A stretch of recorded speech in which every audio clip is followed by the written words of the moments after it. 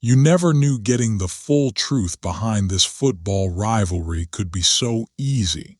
And no, this isn't just another Messi versus random club debate. This goes way deeper than you think, and it all started with a tragedy outside the stadium. The morning broke soft and slow over Barcelona.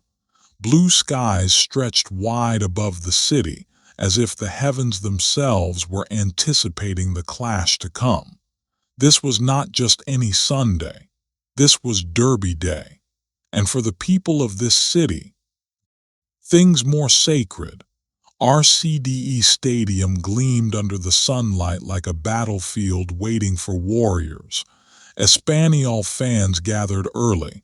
Some came with flags draped across their shoulders like capes. Others wore vintage jerseys from seasons long past. There was joy in the air, and underneath it something sharper: nervousness, hope, a little fear. Across town, Barcelona fans prepared too, but their mood was different, confident, calculated. They were chasing a league title. Them closer. For Espanyol it was survival. A loss might mean relegation. For many that was unthinkable. The police were on high alert. Riot gear rested nearby. Helicopters circled above. And yet in those early hours everything felt normal, the calm before the storm. At around 2:15 p.m. the first signs of friction began to rise.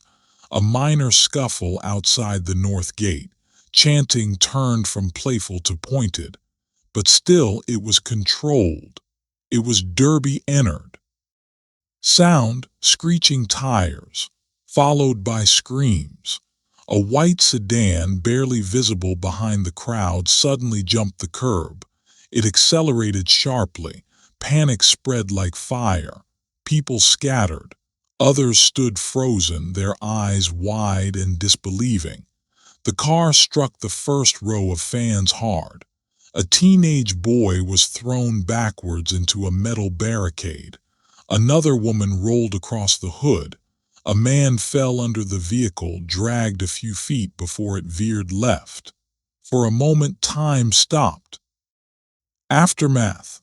There were bodies on the pavement, blood staining Espanyol scarves, phones dropped and crushed. A man shouted for an ambulance.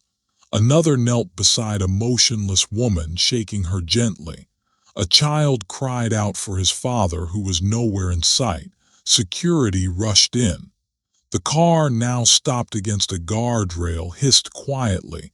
Steam poured from the engine. The driver, a woman in her 30s, stumbled out, dazed and shaking. She collapsed to the ground, hands raised in shock. 5 minutes, sirens filled the air. The match had not yet begun, but for dozens of people this day would be remembered for something else entirely. To understand what made this moment even more tragic, one has to understand the rivalry itself. Espanyol and Barcelona are more than neighbors. They are historical opposites. Barcelona stands for global dominance, political resistance, an identity far beyond the pitch. Messi, Cruyff, Ronaldinho, legends.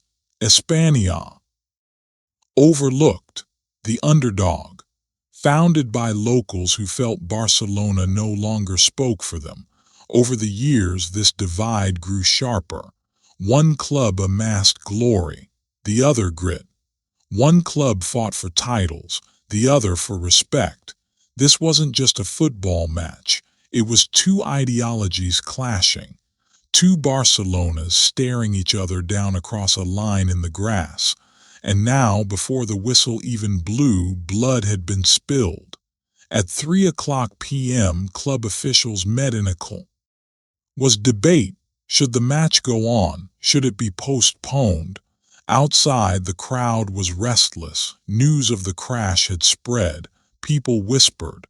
Chants turned to murmurs. Ambulances came and went. Players peeked through locker room windows, silent. Eventually, the decision was made. The match would proceed, but with a moment of silence beforehand. The injured had been taken to the hospital. The area was secured, and the world was watching. As the teams lined up on the pitch, a silence fell over. Stadium that no one expected. 50,000 people stood still, flags lowered, heads bowed, and then the whistle blew. Barcelona came out strong. The ball moved like clockwork. Within 20 minutes, a goal, then another. Espanyol fans tried to rally. Chants of defiance filled the air, and then a breakaway. Espanyol struck back with a goal of their own. The energy surged. The match, tense and fast, became something more than sport. It was a show of heart, of defiance. Players ran faster. You could see it in their faces. They were playing for more than points, but the tragedy hung over the stadium like fog. Every cheer was softer, every celebration muted. Players glanced toward the sideline more than usual, toward the place where the ambulances had stood. At halftime, fans lit candles. Some formed a small circle in the bleachers, heads touching in silent prayer. By evening, footage from the crash went viral. A fan had captured the moment on his phone. A woman hanging onto the windshield, her Espanyol jersey ripped. She later told reporters she thought she was going to die. That woman, her name was Teresa, survived with a broken arm and fractured ribs. Her story was shared across platforms. She had been coming to Espanyol games for 20 years. This time her brother had surprised her with tickets.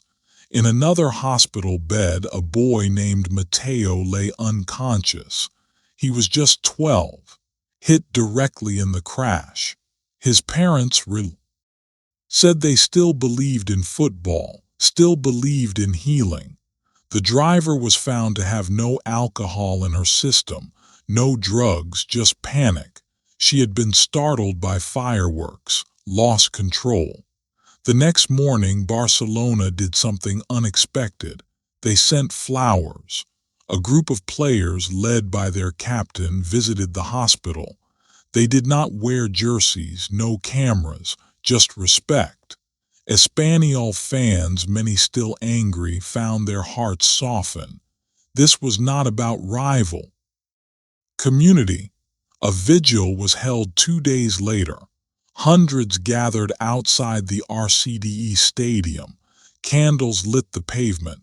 Fans wore both jerseys. Some stood side by side holding hands.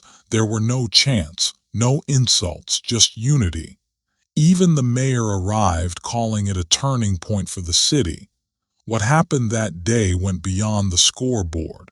Barcelona won the match. Espanyol slipped further toward relegation. But what people remembered was not the goals. Stranger who held a bleeding man's head in her lap. The Barcelona fan who stayed behind to help Espanyol supporters find their loved ones.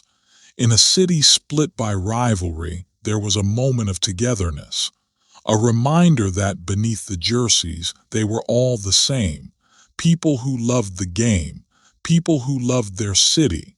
Weeks passed. Mateo woke up. Teresa returned home. The driver, released on bail, visited one of the victims and cried for 30 minutes straight. Espany. Relegated. But something strange happened. They gained more fans. People drawn not by victory but by resilience.